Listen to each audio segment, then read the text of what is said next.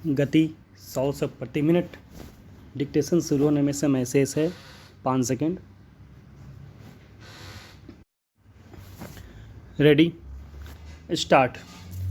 देशवासियों को स्वस्थ और लंबा जीवन देने की तमाम कोशिशों पर एक तरह से पानी फेरने का काम करती है हवा की खराब क्वालिटी।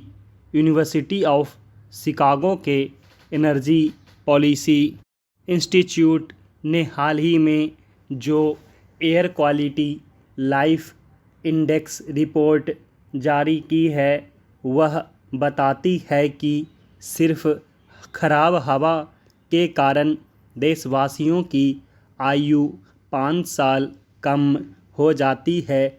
अगर राजधानी दिल्ली और एनसीआर की बात करें तो यहाँ तो वायु प्रदूषण लोगों की ज़िंदगी के 10 साल छीन रहा है।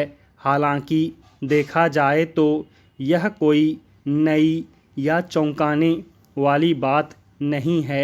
वायु प्रदूषण के दुष्प्रभावों की चर्चा हम लंबे समय से सुनते आ रहे हैं।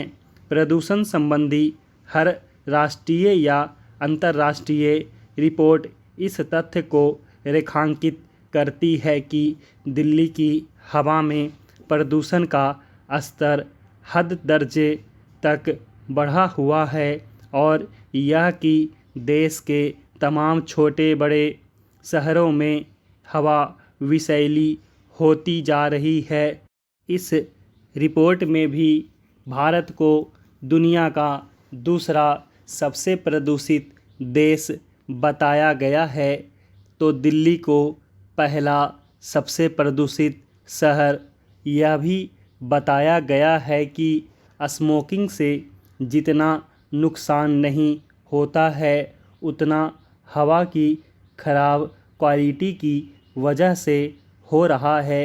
देश में हर साल लाखों लोग वायु प्रदूषण से संबंधित कारणों से मौत का शिकार होते हैं और जो हाल है हवा के प्रदूषण का उसे देखते हुए उत्तर भारत में रहने वाले करीब 51 करोड़ लोग यानी देश की आबादी का करीब 40% हिस्सा अपने जीवन के 7.6 साल इसकी भेंट चढ़ाने को मजबूर होंगे।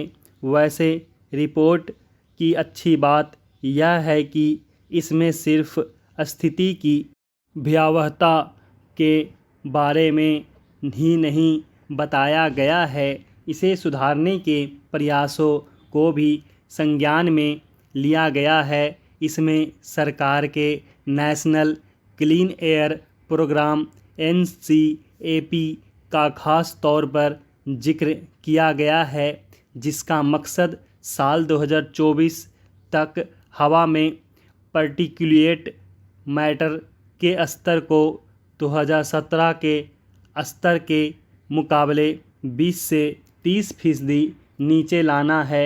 रिपोर्ट में कहा गया है कि अगर इसे 25% नीचे लाने में कामयाबी मिल गई तो जीवन प्रत्याशा में राष्ट्रीय स्तर पर 1.4 साल और दिल्ली में 2.6 साल तक इजाफा हो जाएगा।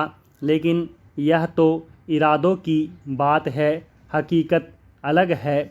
इसी साल जनवरी में आई एक रिपोर्ट यह बताती है कि NCAP के बावजूद पिछले 3 वर्षों में दिल्ली की हवा में प्रदूषण का स्तर कम करने के में कोई खास कामयाबी नहीं मिली है। पिछले 2 दशकों में हवा में प्रदूषण का स्तर बढ़ने के पीछे आर्थिक विकास, औद्योगीकरण और ईंधन की खपत में बेहिसाब बढ़ोतरी जैसे कारक हैं। जाहिर है इन पर काबू पाना आसान नहीं है, लेकिन वायु प्रदूषण की समस्या को अब और अनदेखा नहीं किया जा सकता। कोई ऐसी राह निकालनी ही होगी जिससे न्यूनतम संभव नुकसान के साथ हवा को साफ कर लिया जाए। स्टॉप।